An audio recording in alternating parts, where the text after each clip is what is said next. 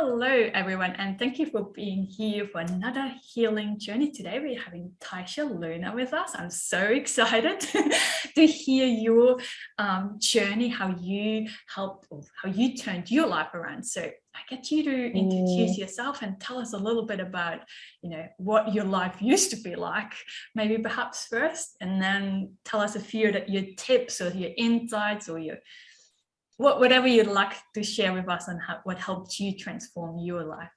So thank you. Hello. Thanks, Tanja. It's so good to be on your YouTube channel. I'm so excited. I'm so excited about this. And I just love how much you're doing to help people heal. And I find it such an exciting time to be alive because there are so many modalities and so many ways to get help and to change if something's not feeling good or doesn't feel right.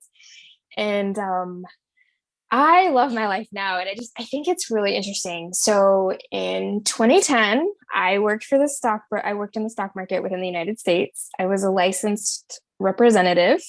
I worked for one of the largest investment firms in the world. Wow. And it was during the Great Recession. So I watched people lose fortunes. It was a very stressful time to be working in the stock market. I worked at the Facebook IPO, which was such an interesting event. Some of my coworkers had huge fines and were on written final warnings just because of the stress of that particular day. It was fascinating. But and I was also going to school to get my master's in English because I've always loved storytelling. I find storytelling and the idea of mythology just fascinating, so fascinating. And also, it was what I struggled with the most in high school. So it was whenever something's hard for me, I have to master it. It's just my contrarian. You think I can't do this? I'm going to get it and become a master. And I feel kind of like some of my life events are like that too. I love my family very much, love them. However, they're not the most emotionally available group of people I've ever been around. And it's really hurt my heart a lot. I have felt excluded. I have felt not important. Growing up, I would say that I was very neglected. I've been doing my own laundry since I was 8 years old. Wow. And I would feed myself. I mean, just, very independent. And I did really well in school out of my own ambition. My parents had very little to do. I mean, they supported me enough, but they just really left me to my own devices. I got myself my own full ride scholarship. I put myself through college, literally. And I'm in the US where it's that was also the 90s though. So I think it was easier than it would have been now, but it was still a thing. And so in 2010, I had my own condo. From the outside, I looked really successful. And I looked really successful for my family, looking at comparatively where other members of my family were at the time. I was doing really well. So I was going to be a graduate in college, have a graduate degree, and single, successful, traveling the world. I went to Jamaica, I went to Mexico, long vacations, lots of fun. But I was so miserable. I was so miserable. And I didn't know what the thing was, but it felt like something was missing. And I thought it was dating. I really thought it was the significant other. So I spent a lot of time on dating sites and oh dear. Yeah, and everything just kind of slid sideways and it just felt like I couldn't get a clear picture of myself. Yeah. I remember I bought this. It's so important to highlight because the way you said, even at an age of 8 years, how independent you were. You actually were doing adult kind of duties and jobs. You took care of yourself. You didn't have that support. And people often feel like that this wasn't traumatic enough. Well, really the absence of that emotional support, and that's by far the most damaging. They show that in the research time and time again, that the impact of neglect is huge. It's huge on someone's development. And like you said, that missing piece, you grow up with the missing piece and you don't know what it is. Right. You're trying to search for it, right? Yeah. And I think that if it's my stepdad was incredibly abusive. Like he had no problems like throwing our food on the floor and telling us to eat off the floor like dogs, or like throwing us against the wall. Like he was very demonstrative of his emotional state. And I think in some ways, like it was terrible, but at least there was some amount of attention. It was like the only thing that was really terrible was it was either neglect or that. Like there was not really a lot of love. And even like love was kind of attached to performance, but performance was no guarantee of demonstrations of love, which was really frustrating because I would excel at something just to get some kind of response. And like my mom would be like, "Well, you want me to do cartwheels?" And I was like, Yeah. "Be happy for me." I love my independence, but I don't necessarily feel joy, or I feel like I've grown a long way, but I'm really hard on myself, like really hard on myself. Like and it's not like I have an inner critic. It's like it happened at such a young age that it's not that I hear a voice inside of my head. Like it's almost like a nonverbal critic. I don't know if that makes sense, but like I don't hear a critical voice in my head, but the criticism's there. Like it's so innate in my nervous system that like it doesn't have to talk to me, right? And so it's like the amorphousness of it is so discombobulating because like you were saying, like it's like something missing, but I had zero context. Like I could not figure out what the missing piece was. And I think that's something that happens a lot when people are neglected, because you don't have a frame of reference to like figure out what happened or what was missing. And it's like not having really good secure attachment styles, feeling abandoned, and how you can like, but not necessarily even registering that those things are going through your nervous system or it's something that you're experiencing. And for me, it's like celebrating when I have success. Like I don't have a concept of that. Like it was a way of life, you know. It's like I breathe, I eat, I do my laundry, I make myself survive. And so in my nervous system, big successes feel as stressful as like live or die kind of like I can't tell the difference. And so when I feel anxiety and excited, like most of the time they have felt very much the same because it feels like disruption. And it's hard, like the sense of joy, like joy to me can feel like a foreign feeling because it was so undermined my whole life. So it's like instead of being like, yeah, I'm happy, I mean, I do know how to be happy, but there's certain things that I feel joy on that I don't recognize the emotion as joy. I feel it as confusion. And then sometimes I push it away or shut it out because confusion knew like I want to be safe. And so I push it away. Right. And that's really sad because then I've ended up living like my life in such a small little container, and I'm feeling very isolated and devoid joy, and then wondering where joy went. It's like I kicked it out because I didn't recognize it for what it was. And I think that for me has been the journey, like realizing that pleasure is important in life and it can be prioritized, and then learning to recognize my own pleasure. Like that has been the journey of the last decade, for sure. And actually allowing that to feel safe, isn't it? Because pleasure in my body does not feel safe. I had to rewire that part too. Right? Yeah. Yes. Rewiring stuff like that when you I don't know whether this is the right word, but that's what I used for myself. No, I completely relate to that. I was just thinking like of an electrician, and it's like you don't even know you need to rewire things until you're like, oh wait, I don't think that this is wired correct. Yeah, wiring is a big part of it. Like that's one of the things, like with trauma and somatic experience. Oh my gosh.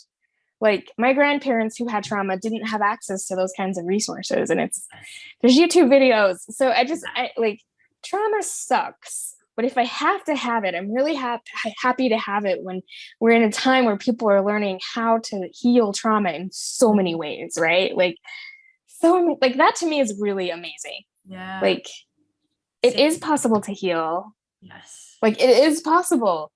It's something we can do. Yeah. And I really like the way that you touched on pleasure, because I think this is something that is so difficult for so many. of us. Not just for me, it was the safety and Yeah. the worthiness, you know. Am I worthy to actually feel pleasure? Have I worked hard enough? Have I achieved enough? Have I done the right thing? You know, because kind of, yeah. The whole being worthy of something because you weren't worthy at a younger time. And yeah, the way we internalize our worthiness based on performance. Yeah. Such a crock of not real. Yeah. Do you have some tips for us there? Or is that how did you ease yourself into this kind of? I always like to say for myself that I had to sprinkle it in to not overwhelm my nervous system with those new emotions, you know, even though I wanted so much more joy, for example, like we said, as well in my life, but it didn't feel right for a while. Right? Yes. And then you're like, something's wrong with me because I can't even experience joy wrong. And then you like, it alienates you even further from your healing. And then like for me, I tried affirmations and I had a hard time with affirmations because it just felt like I was gaslighting myself. And they have science research studies and stuff actually showing that it's if you don't believe an affirmation, it's not going to work. You have to choose something. Like, you know, how some of we were just talking with someone else the other day, but you know, Louise Hay, I love her. At the beginning of healing, to her affirmations, it was almost like they had the opposite effect. There's no way I'm going to say, I love myself. Are you kidding me?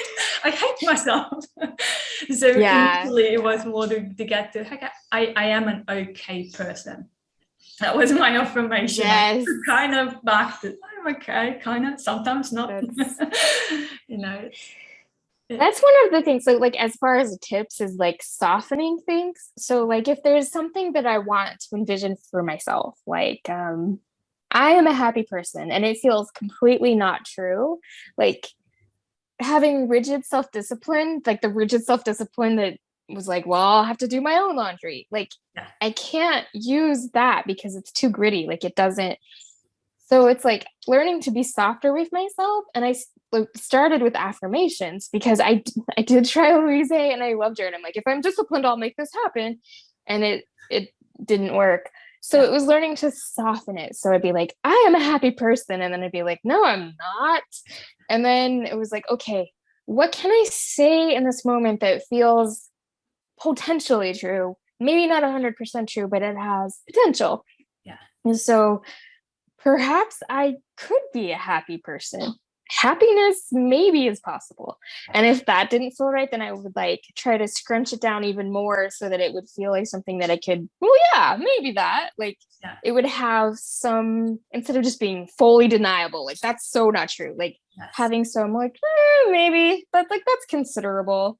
So maybe I have moments of joy from time to time, or maybe happiness stops by for random visits, but they don't necessarily last long. The happiness visits on rare occasion.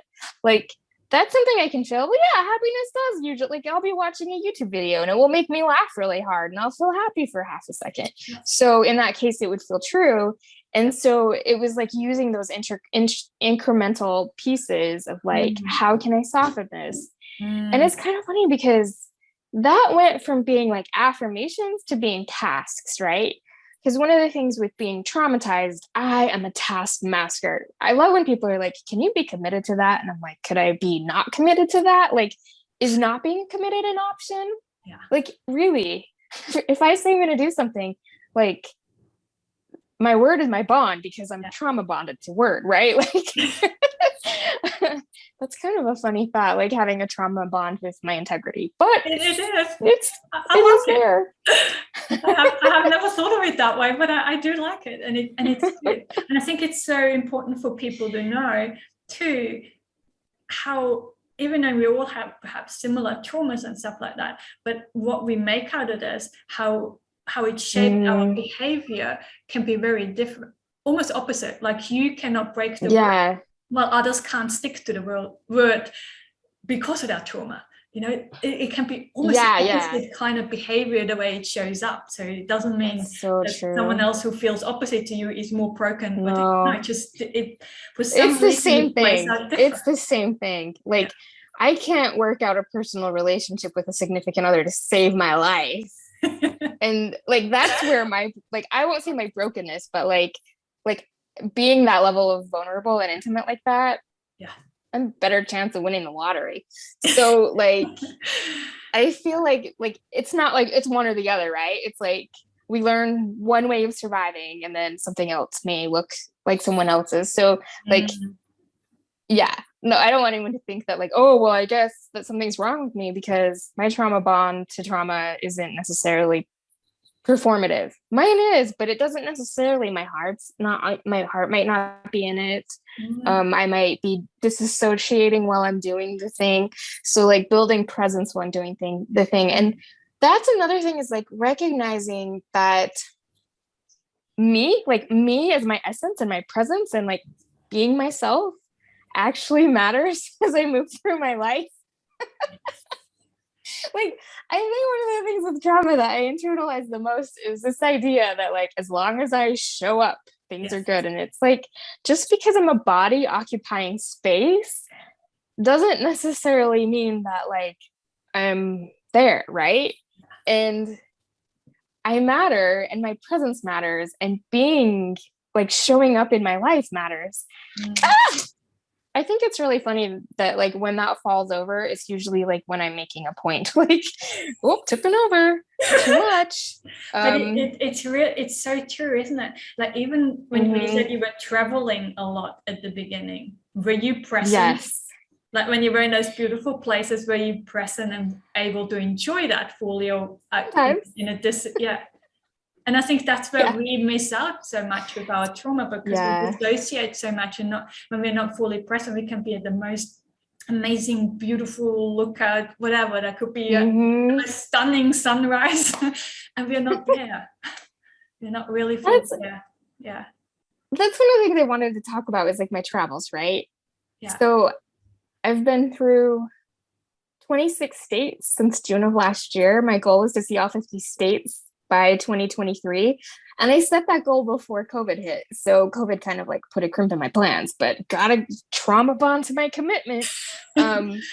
So sure, I'll take a train across the country and stop all along the way. But am I present? And it's like, sometimes I get so anxious that I'm not. Like, there'll be palm trees and a beach and the sunshine, and I'm not always present. But again, it goes back to the affirmation, right? Of like, I can enjoy the beauty for a moment. Like if I put a lot of strain on myself about not appreciating what I'm seeing while I'm there, then I just separate myself from it even more. So even though I might be in paradise for 3 weeks, I might only really feel the joy of being in paradise for a day, like a full day. But at least that's gotten through. Like that's huge. As opposed to being completely out of, like everything. But I was unsheltered. I had my condo went into foreclosure. Well, I want to just like go through a timeline. So I'm just going to rapidly go through it. So I was a stockbroker and I had a mental break, and I ended up trying to kill myself. Like a suicide attempt. And I don't know if you need to put a trigger warning in that or whatever. So I ended up in the hospital, and I spent some time in the hospital, and the cost of that bankrupted me. And because I was bankrupt and I had prior financial problems, I actually lost my career. Like I couldn't keep my license because I wasn't solvent. And so like you can't work in the markets if you're not solvent, like if you have a history of not. So it was I got sick. Like I was obviously having a hard time. I was in the hospital. The medical bills caused a bankruptcy, and I was burnt out afterwards. Like my nervous system was just done. Like I was so frazzled. And the frazzling lasted years. Like it went on from 2013 until I would say 2019 was when things actually started to get better. And at the worst of it, I would just sit and stare at the wall. Like there were days when brushing my teeth was like amazing. Like I brushed my teeth today. And I'm really happy because like I have progressed from that spot. So if you get to the spot where you feel like you can only stare at the wall, and brushing your teeth is a good example or a good accomplishment, just because you're there doesn't mean you'll always be there. And if that's where you stay, like you are still a worthwhile human being and you matter. And it's like knowing that, right? Like we have value. regardless of what we can do or can't do. But it is hard when you're used to a certain range of capabilities and then you can't perform those, especially when it influences not just your quality of life, but like your basic needs like food, shelter, a place to sleep. And so when I went through bankruptcy, my house went into foreclosure. I fought it back and forth, but eventually I did lose it. And I stayed with a friend in New York for 7 months. And that was like, I felt like I was home, but there was some weirdness in it. So that ended up not lasting. And so I started traveling. So I went back to Utah, where I'm from. I'm from Utah. Yeah. So I'm just going to name random places in the US, not that anyone needs to know where they are. Like, it's more the rapid succession of traveling that's interesting. I went to California, I went to Texas, I went to Massachusetts and New Hampshire, and I was just like jumping all over the place. And along the way, my friend that I was staying with in New York, she basically closed that door because it was like even though I was traveling, that was like my home, right? And so when she called to tell me that I could no longer live with her and she was no longer willing to keep my things there, this shut down. I was basically homeless. In that moment, I became homeless. And I just remember, like, it was the most painful, like, my whole body just, like, I felt so deflated. And, like, I am sure I disassociated, but it was, for me, that was probably the most traumatic, like, because I didn't know where to go. I couldn't, like, how do you get a job and earn money when you don't even have a steady place to live, right? And I had a master's degree and I had this career, and like I was going to be one of those, like unsheltered people now. And the blow to like this identity that I had created was just like it imploded. And I ended up traveling like and moving from place to place and couch surfing, and like I would get a job and I would like rent a room for a few months and then things would fall through. I think the longest that I lived a place was like, I did rent a room back in Utah for like 7 or 8 months. And I thought I was finally secure. And then it didn't work out. And so it was like within a 3-year span, I lived in 19 different places.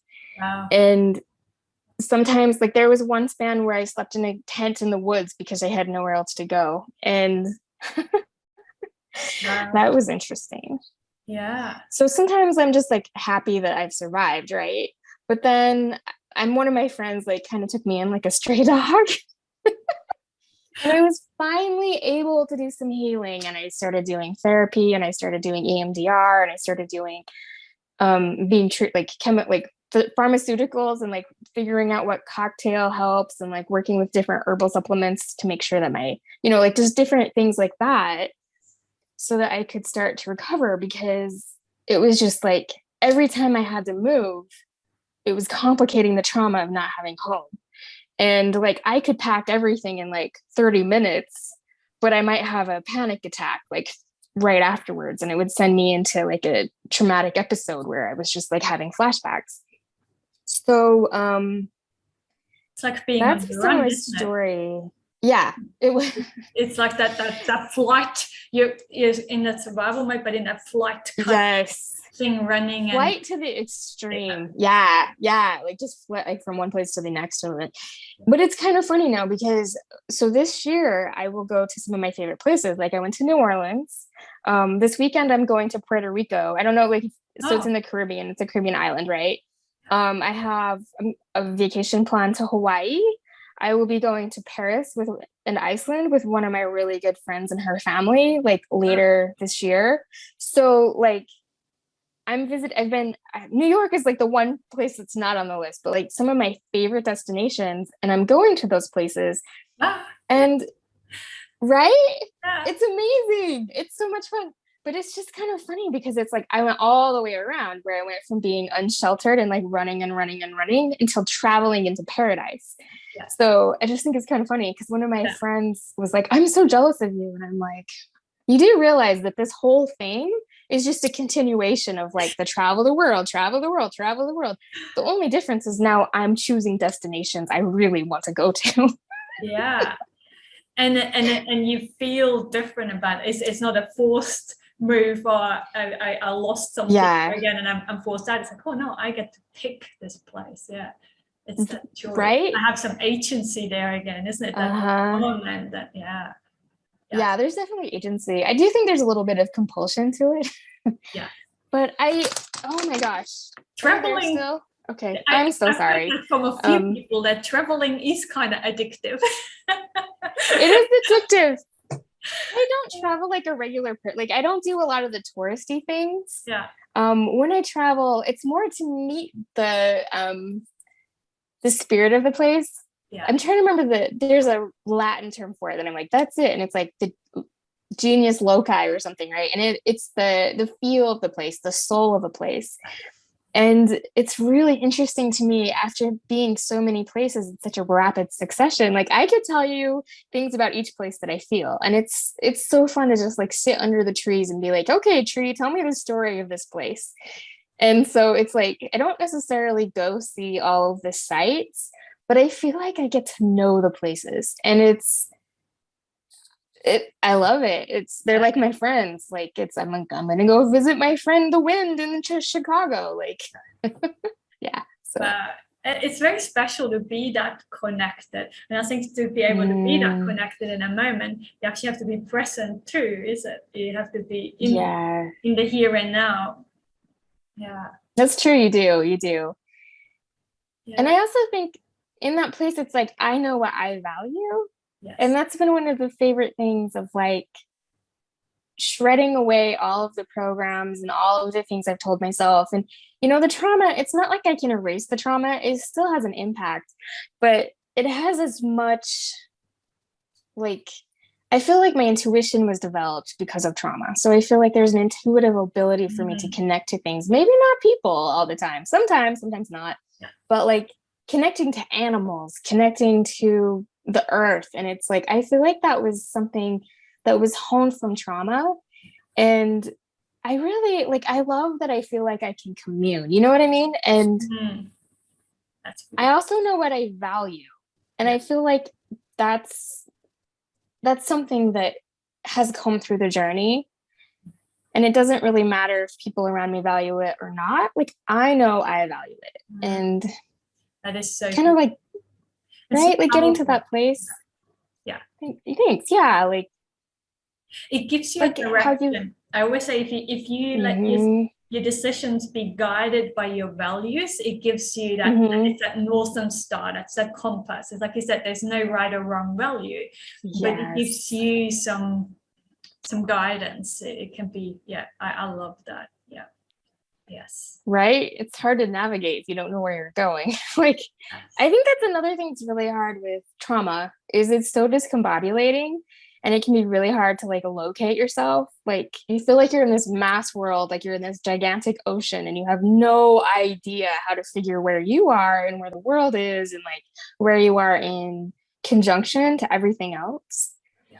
And it's such a hard experience. It's even hard to try to explain what it's like. You know what I mean? Like if I just took you and dumped you in the ocean and didn't tell you where you were and how deep you were, and you were like just in a submarine, that sometimes I feel like trauma does that. And it's like, especially if you like end up in a flashback and you're like, I'm not present, but I don't know where I am.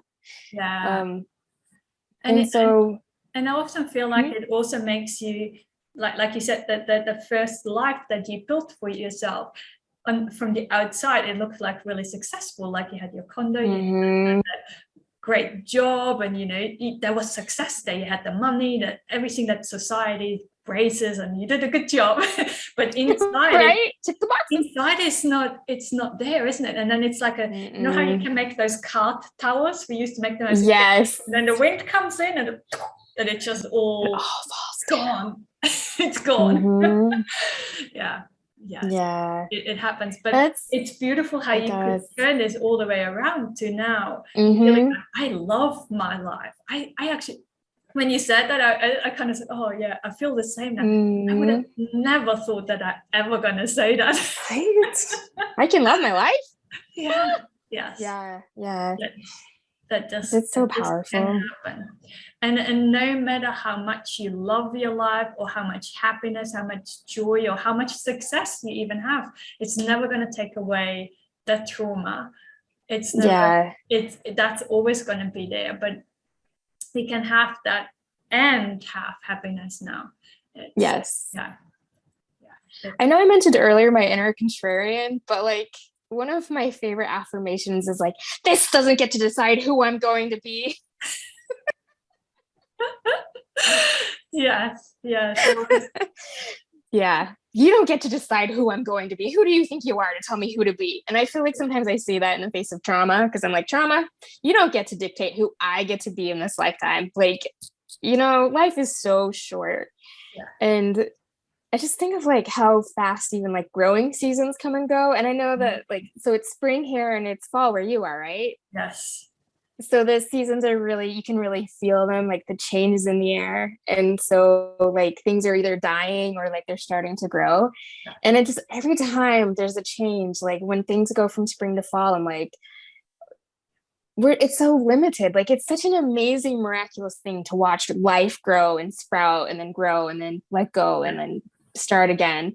And like we are a part of that. Yes. And like I refuse, like I just flat out refuse that in the seasons of my life to just like give up to the trauma. Like, no, I get to choose, like whoever I am. The I, like that could get really philosophical. Oh, so many existential questions, but like whoever it is not going to put up with that. And I like that just feels really powerful to me. Like I will create myself. If I'm not created the way I wanted when I got here, I'm gonna work with what I have, all the resources I can muster, make something happen. Yeah. And I think like that to me is the most fun. And I think maybe that's what I love. Like I just remember it was kind of funny the other day. I was remembering what my life was like before I hurt myself, before I went to self-harm. And I don't even have those thoughts anymore. Like if they start coming in, I'm like, no, that's ridiculous. Who has time for that? I have things to do. I have places to go. I have people to meet. I have pets to pet. Like, I don't have time for those thoughts. And like, I never thought that that was something I would get rid of. I thought I would have to struggle with suicide ideation for the rest of my life. I really did. And I don't. Like, sometimes I get frustrated. I mean, depression, I still have dissociative episodes. But I mean, I love myself and I'm going to take care of myself and I'm going to do everything I can for myself. Like, it's so important to me. And you know, like when I had all the trappings, I had all the boxes mixed except for except for maybe the significant other and kids and everything. Like I wanted those, but like when I felt successful, I couldn't sleep at night. Like I would stay up at night for whatever reason, whether it was creditors, anxiety, like God knows what, like the guy I liked didn't like me back, or I went on a date that went nowhere. And I would have sleepless nights and anxiety. And I was like miserable. Like I was so miserable. And I just think it's really funny. Like I've definitely had some very big stresses, but like I fall asleep no problem. Like, all right, ready to sleep. And you know, like I still experience stresses. I mean, stress is a part of life. Yeah. But I'm just like, okay, how do we deal with this? Like, what am I gonna do? And it's kind of weird because I feel like I'm more present for my struggles. And I think a lot of that is because I don't feel the need to constantly critique myself and make sure I'm like being good. Do I earn my life? Like I'm like, nah, we're just gonna work with what's here. And like it's like that pragmatic like buoyancy is, and it's so much more fun than just like constantly being stressed out. I mean, I still have anxiety. I don't want to make it sound like, oh, like no, I do a lot of meditation. Yeah, and I think it's important that you mention that because so often, and you see that especially in some of the social media posts that some people promise, you know, you do this program and then you won't have no more anxiety. I was like, no more anxiety? This is a human emotion that if you know, we can't exclude one emotion and still feel the others. It's all or nothing kind of thing. And even anxiety, as uncomfortable as it feels, it has an important message. It does. And it's like even for the interviews like this, there's always some anxiety there, but it's an anxiety because I wanted to be good. I wanted, you know, so your story is heard and to spark some hope for you guys out there. It's like that because I value that. If that anxiety is no longer there, it's a sign that this isn't important to me anymore. Right? That's so true. Like when you value something, your emotions get tied to it because it matters to you. Like I think the difference is just like it's like when your heart's aligned and not just like a set of expectations that you somehow received and internalized. Like when your heart's aligned, you might have anxiety, but it's it doesn't derail you. And like, That's even it, if it yeah. derails you, you get back on the rails.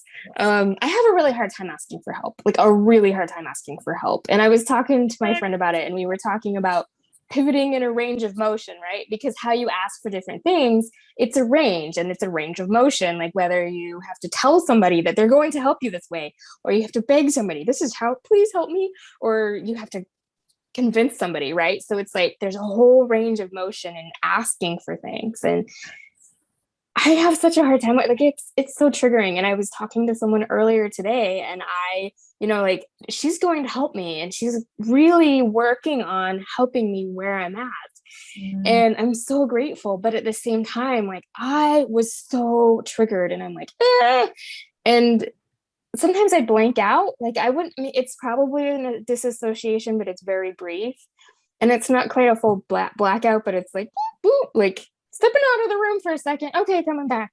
And I did that twice in the course of our conversation. And I just like have to breathe, like, okay. And like it still hurts me because I'm so self-sufficient. The idea that like, this is out of my control. Yeah. But it's pivotal. Like it's really pivotal because I can't do everything, and there's not a lot of fun in doing, like being a one-person army is not like, but I feel it. Yeah. And like it's still like every day there is a new layer of something to love myself through. Yeah. But it's always at a different level of awareness. You have a different toolbox. It's like you said, you catch yourself and then you bring yourself back. Like in the past when I used to dissociate too, and even now at times I slide into it, but like I catch myself, bring myself back. And in the past I would be stuck. I would a whole day would stare at the wall, and the day's gone, and I don't know what I was thinking or doing. It's just lost. I didn't have the skills back then. But that's what changes with our healing. Isn't it? It's like you said, the symptoms don't go completely away, but perhaps the intensity and how you deal with them really changes. Yeah. That's good. Right. And I think it also, I recognize when other people fall into that. And it's like there's an awareness that's built not just in me. And I also feel like I have so much more compassion. Like I would have fancied myself a compassionate person in 2010, but oh my gosh, not compared to like I was fighting it. I wasn't going to do the self-compassion thing back then.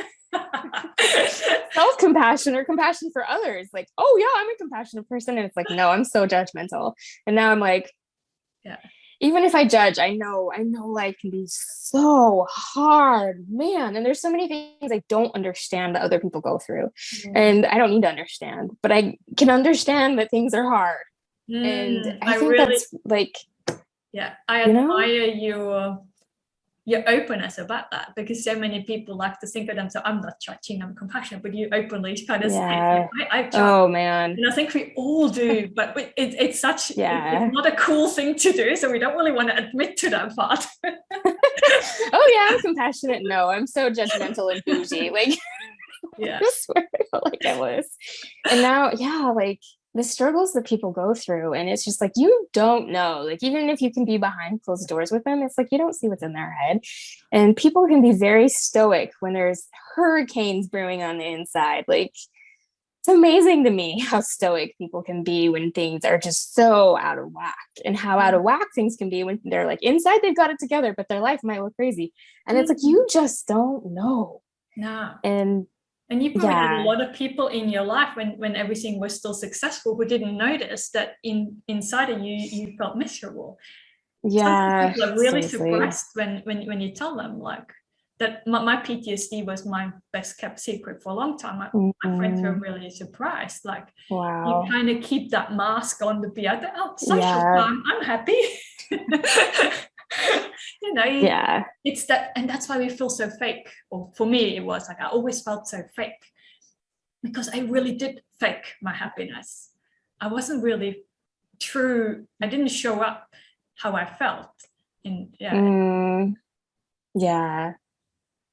I felt really isolated. I don't know if I felt fake, but I felt really isolated.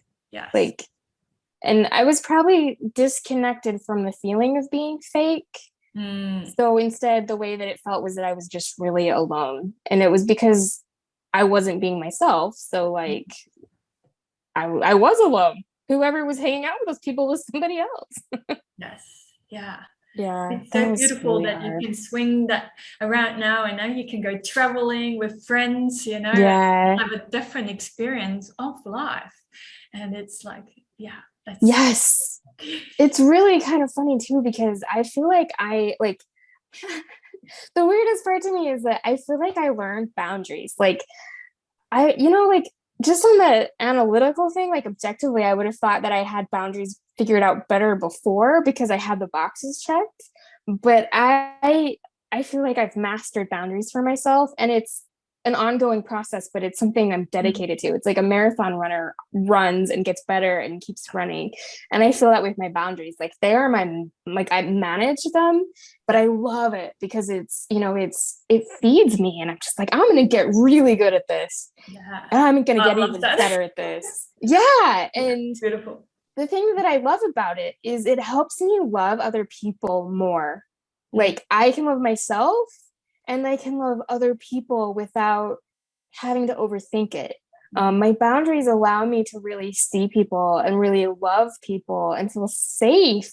Oh my gosh, I can feel safe when I love people. Like, who knew? Like, that is amazing to me.